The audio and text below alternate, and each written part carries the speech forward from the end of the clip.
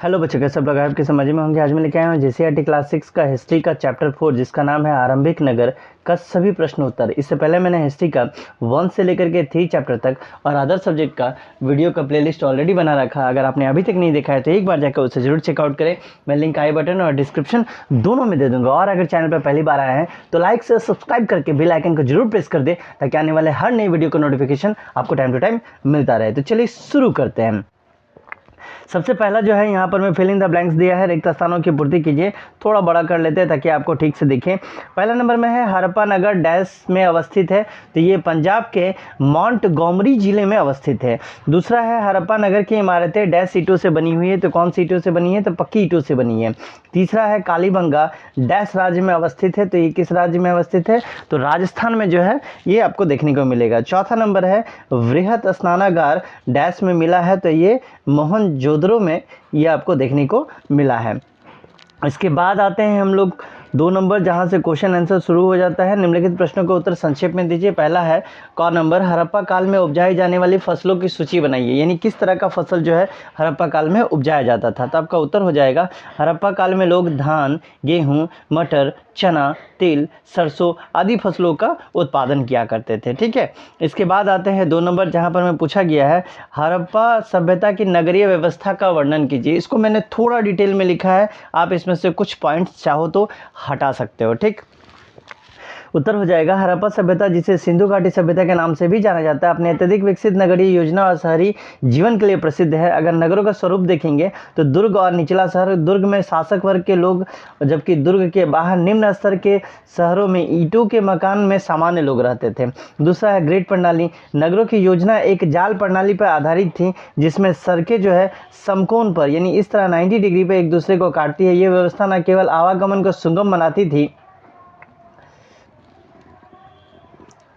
तीसरा पॉइंट है इसमें ईंट निर्माण, हड़प्पाई लोग पक्की ईंटों का निर्माण करने में कुशल थे। इन ईंटों का उपयोग भवनों, दीवारों, जल निकासी प्रणाली के निर्माण में किया जाता था। जल निकासी प्रणाली जैसे नाला वगैरह हो गया।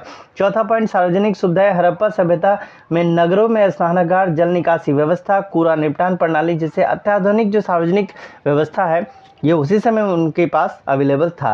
विभिन्न क्षेत्र, नगरों में विभिन्न क्षेत्रों का विभाजन था, जैसे आवासीय क्षेत्र अलग होना, व्यावसायिक क्षेत्र अलग होना, औद्योगिक क्षेत्र अलग होना। जो डिस्ट्रीब्यूशन आपको आज के डेट में दिखता है वो उस जमाने में भी उन लोगों के पास अवेलेबल था। इसके बाद ग नंबर क्वेश्चन है अन्नागार का निर्माण क्यों किया गया था। तो उत्तर हो जाएगा अन्नागार यानी जहाँ पर में अन्न वगैरह रखा जाता है। हड़प्पा सभ्यता का महत्वपूर्ण भवन थे। अन्नागार राजकीय भंडार होते थे। इसमें जनता से कर के रूप में वसूल किया गया। किसको रखा जाता था, अनाज को रखा जाता था। ठीक।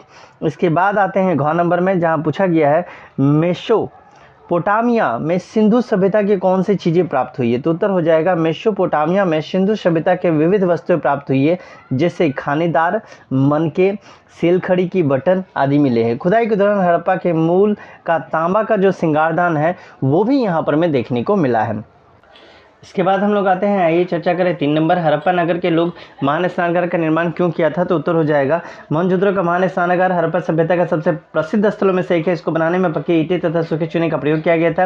ये संभवतः धार्मिक अनुष्ठान संबंधी स्नान के लिए बनाया गया था, जिसका उपयोग सभी लोग करते थे। इस स्नानागार के चारों ओर बरामदे तथा इनके पीछे अनेक छोटे छोटे कमरे जो है वो निर्मित किए गए थे। इसके बाद चौथा नंबर में पूछा गया है हड़प्पा सभ्यता में शिल्पकारी कला अनूठी थी, कैसे। तो उत्तर हो जाएगा हड़प्पा संस्कृति की खुदाई से कई चीज़ें प्राप्त हुई है। चीजें पत्थर, शंख, तांबे, कांसे, सोने तथा चांदी जैसे धातुओं से बनाई गई थी। तांबे और कांसे से औजार, हथियार, गहने तथा बर्तन बनाए जाते थे। गहने और बर्तन सोने, चांदी तथा अन्य बहुमूल्य वस्तुओं से भी बनाए जाते थे, जिस पर सुंदर नक्काशी की जाती थी। मन के हार, बाट तथा फलक को बड़े सुंदर ढंग से बनाया जाता था। ये कहा जा सकता था कि उस समय के स्वर्णकार और कारीगर जो थे अपने काम में जो थे वो पारंगत थे, यानी एक्सपर्ट थे। 5वां नंबर में पूछा गया है खंडहरों का संरक्षण क्यों आवश्यक है। तो उत्तर हो जाएगा प्राचीन सभ्यता का अवशेष खंडहरों में भी होते हैं। ये अतीत की कहानी को बताने का एक माध्यम होता है, इसलिए आज ये हमारे धरोहर है। आज से हजारों वर्ष पूर्व की सभ्यताओं का अवशेष हड़प्पा तथा मोहनजोदड़ो इत्यादि स्थलों पर खुदाई से खंडहरों के रूप में ही प्राप्त हुए। इसलिए हमें चाहिए कि खंडहरों का हम संरक्षण करें, ठीक है, उसका ठीक से देखभाल करें। तो ये था आपका क्लास 6 का हिस्ट्री का चैप्टर 4। मिलते हैं अगले वीडियो में, तब तक के लिए bye bye and take care.